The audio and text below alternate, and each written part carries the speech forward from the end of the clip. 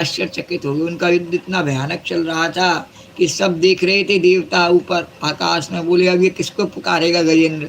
सब देवता सोच रहे, भगवान शंकर सोच रहे हमें ही पुकारेगा, और गणेश जी सोच रहे नहीं आपको नहीं हमें पुकारेगा। उनके श्रीमती माता भगवती सोच रही नहीं हमें पुकारेगा, और इंद्र वरुण आदि देवता, सूर्य भगवान, चंद्र भगवान, सभी देवता देख रहे। ब्रह्मा जी कह रहे मैं सब जीवों का पिता हूँ, मेरे को पुकारेगा। और इस प्रकार से सब एक दूसरे से कह रहे हमें पुकारेगा अभी। तो ततो गजेन्द्रस्य मनोबलौजसाम और कालेन दीर्घेण महान भूद्यया वृकश्यमाणस्य जले वसीदतो विपर्ययो भूत् सकलं जलौकसा कृतं गजेन्द्र सयदाप संकटं प्राणस्य देहि विवशो यद्रक्षया अपारयन्नात्म विमोक्षणे चिरं दद्याविमां बुद्धिमताभ्यपद्यता दद्याविमां बुद्धिमताभ्यपद्यता। और अंत में बहुत दिनों तक बार बार जल में खींचे जाने से गजेंद्र का शरीर शिथिल पड़ गया, क्योंकि वह तो धरती का प्राणी था और जल में उसको अभ्यास नहीं था।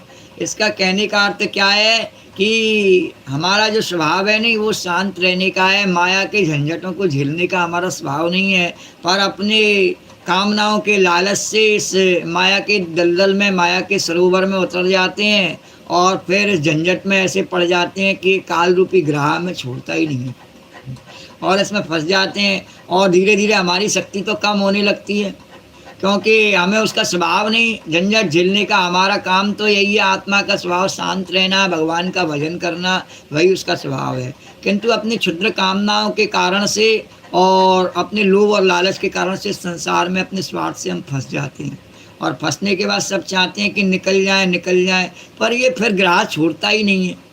चाहे इसको गृहस्थी रूपी ग्राहक हैं, चाहे प्रारब्ध रूपी ग्राहक हैं, चाहे उसके कर्मों का फल है, जो भी है जिस रूप में भी उसको कहें, और चाहे मृत्यु रूपी ग्राह है, बीमारियों रूपी ग्राह है, उसके भोगों ने रोगों का रूप धारण कर लिया है, कैसा भी ग्राह है वह फिर उसे छोड़ता नहीं है। बोलो द्वारकाधीश भगवान की। और न तो उसके शरीर में बल रह गया और न मन में उत्साह, पर धीरे धीरे व्यक्ति के मन में उत्साह भी नहीं रहता है। जब उसका बल क्षीण होने लगता है, वह इस माया से पार नहीं जा पाता है, तो उसके मन में फिर उत्साह नहीं रहता है। फिर वह सोचता है, अरे ज़्यादातर देखा होगा लोग वृद्धावस्था में ही भजन से पीछे हटते हैं। पहले बचपन में भी बहुत भजन करते, जवानी में भी बड़ा वैराग्य का चस्का चढ़ा, फिर वृद्धावस्था में ऐसा क्या हो गया कि उस समय भजन नहीं करते। उस समय देखते हैं कहाँ ताश चौपड़ हो रहा है, कहाँ वार्तालाप हो रहा है, व्यंग कहाँ हो रहा है वहाँ देखते हैं, और या कहीं धन बट रहा हो तो वहाँ जाते हैं। वृद्धावस्था में ऐसी स्थिति हो जाती है। तो बोले कि उसके शरीर में बल भी नहीं रहा और मन में उत्साह भी नहीं रहा, फिर भजन करने का उत्साह नहीं रहता कि बैठ के 2 घंटे भजन करें, ऐसा उत्साह बुढ़ापे में नहीं रहता है, क्योंकि उसने बचपन में और जवानी में मन से नहीं किया भजन। अगर मन से किया होता नहीं तो ऐसा नहीं होता। और न तो उसके शरीर में बल रह गया और न मन में उत्साह, शक्ति भी क्षीण हो गई। और उधर ग्रह तो जलचरी ठहरा, तो मृत्यु तो माया का पास है और उसका पास है भगवती का, तो वो तो जलचरी ठहरा, इसलिए उसकी शक्ति क्षीण होने के स्थान पर बढ़ गई। हाँ, काल फिर पूरे वेग से और हमें पकड़ लेता है, कस लेता है। वह बड़े उत्साह से और बल लगा करके गजेंद्र को खींचने लगा। बोलो द्वारकाधीश भगवान की जय। उस प्रकार दयाभिमानी गजेंद्र अकस्मात प्राण संकट में आ गए उसके, और वह अपने को छुड़ाने में सर्वथा असमर्थ हो गया।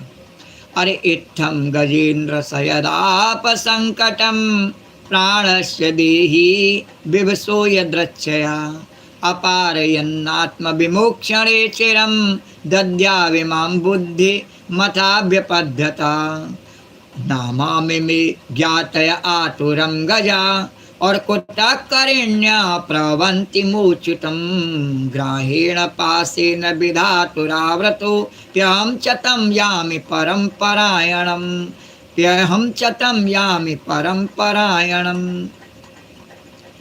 यह ग्रहा विधाता की फांसी है, उसने कहा, इसमें फंसकर मैं आतुर हो रहा हूँ, और जब मुझे मेरे बराबर के हाथी भी इस विपत्ति से न उबार सके, तब ये बेचारी हथनियाँ तो छुड़ाई कैसे सकती हैं। सब उसे छोड़ छोड़ के भागने लगे। इसलिए अब मैं संपूर्ण विश्व के एकमात्र आश्रय भगवान